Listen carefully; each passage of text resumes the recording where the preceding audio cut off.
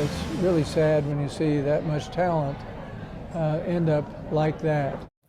A somber coach remembers Lawrence Phillips one night after the college football star's violent life came to a tragic end.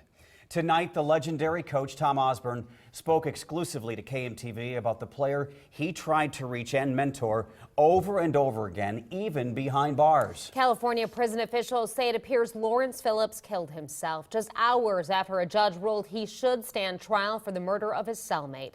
Reporter Nick Starling is live after his interview with Tom Osborne. Nick? Coach Osborne said the staff knew Lawrence Phillips had a troubled background before he came to Lincoln. Trouble kept following him during his whole life, but Osborne said having a mentor might have changed that.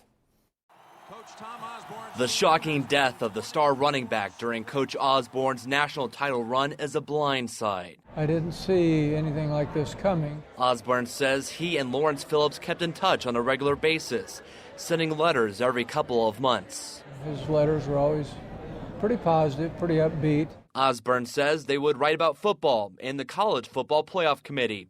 Osborne even went to see him in person. I visited him in prison a few years ago, and he said he'd read about 150 books in the past year. And so he's a pretty intellectual guy. Phillips's talent came with some baggage. Osborne suspended Phillips in 1995 for 6 games for punching his former girlfriend, but later allowed him to play, causing a national controversy. But I knew he'd go back on the street, go back to Los Angeles with a group home. And so I told him that we were kicking him off, but he could earn his way back if he went to counseling, went to class. Osborne started the Teammates program in 1991, trying to help kids with Phillips's background to become better people. Osborne says if this program was around when Phillips was a kid, this outcome could have been different. He was kind of on his own. He was on the streets when he was a very young guy.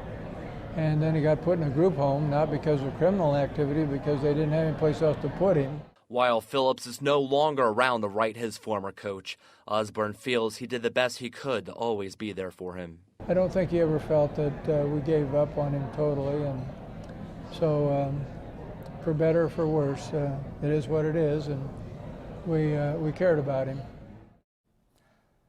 Osborne says he last wrote Phillips right before Christmas, saying he knows how hard it'd be to spend the holiday in prison. The last letter Osborne got from Phillips was in November, right before the 1995 player reunion.